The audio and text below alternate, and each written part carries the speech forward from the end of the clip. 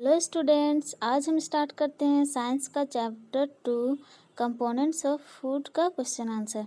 Question number 1 है हमारा, what are minerals. Minerals क्या है? Minerals are nutrients that are required by our body in minute quantities. Minerals ऐसे nutrients होते हैं जो हमारे बॉडी की ज़रूरत होती है बहुत ही थोड़ी सी क्वांटिटी में, उसे हम मिनरल्स कहते हैं। क्वेश्चन नंबर 2 है हमारा, what role do minerals play in our body. Minerals का हमारे शरीर में क्या रोल होता है? Minerals are needed for growth and maintenance of our body. Minerals की ज़रूरत हमारे शरीर को ग्रोथ के लिए और हमारे शरीर को ठीक करने के लिए। क्लॉटिंग ऑफ ब्लड का मतलब होता है कि चोट लग जाने के कारण जो खून बहता है और वो खून बहना रुक जाता है, उसे हम क्लॉटिंग ऑफ ब्लड कहते हैं। क्लॉटिंग ऑफ ब्लड का कारण होता है minerals. Name the major nutrients in our food.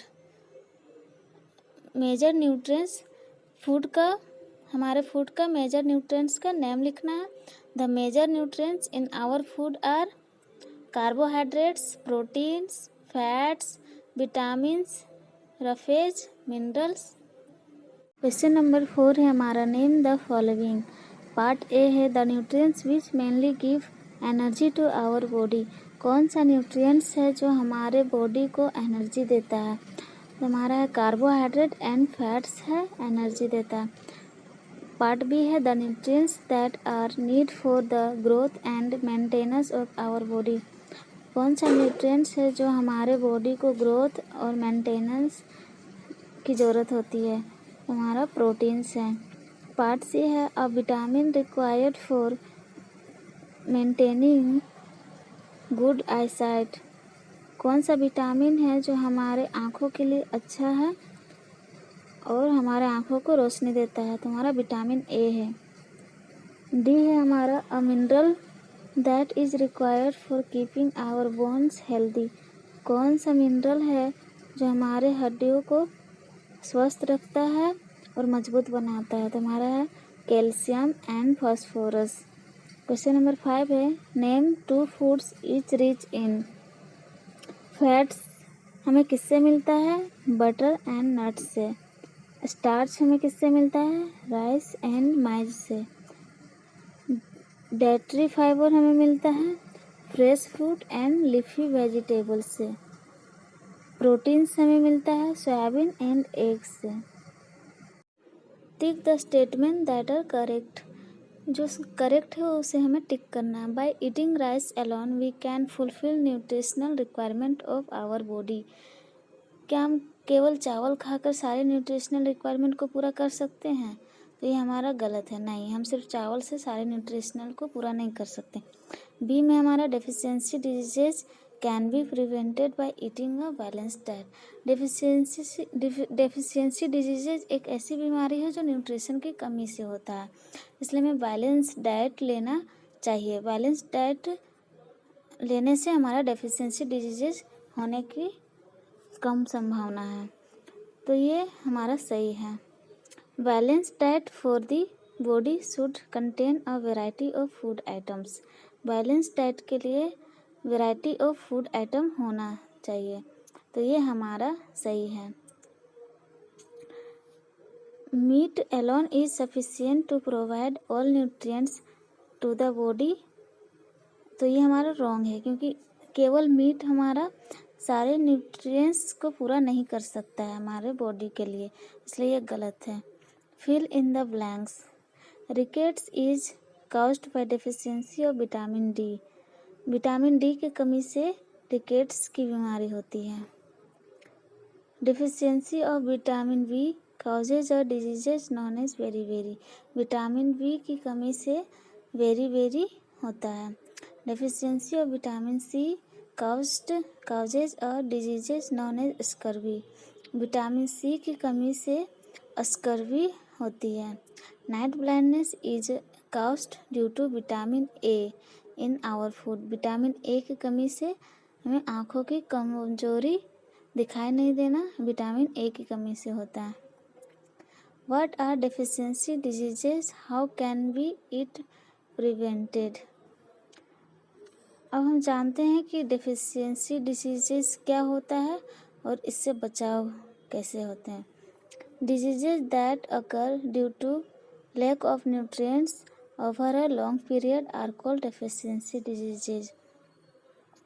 जो हमारे शरीर में बहुत लंबे समय तक न्यूट्रिएंट्स की कमी हो जाती है उसे हम डेफिशिएंसी ऑफ डिजीजेज कहते हैं।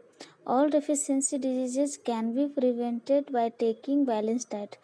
डेफिशिएंसी डिजीजेज से हमें बचाव किया जा सकता है बैलेंस डाइट से। What do various nutrients, carbohydrates, vitamins, proteins and minerals do for our body? Write their rich resources also. सारे के सारे न्यूट्रिएंट्स किस प्रकार हेल्प करते हैं और इसके रिच सोर्सेस क्या हैं। Carbohydrates and fats. Carbohydrate and fats mainly provide energy to our body. Carbohydrate and fat जो देता है हमें एनर्जी हमारे बॉडी के लिए। Fats and carbohydrates are also called energy giving foods.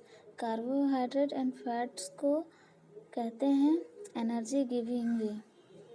Proteins are needed for the growth and repair of our body. Food proteins are often called body building foods. Proteins की ज़रूरत होती है हमारे शरीर के ग्रोथ के लिए और हमारे बॉडी को ठीक करने के लिए।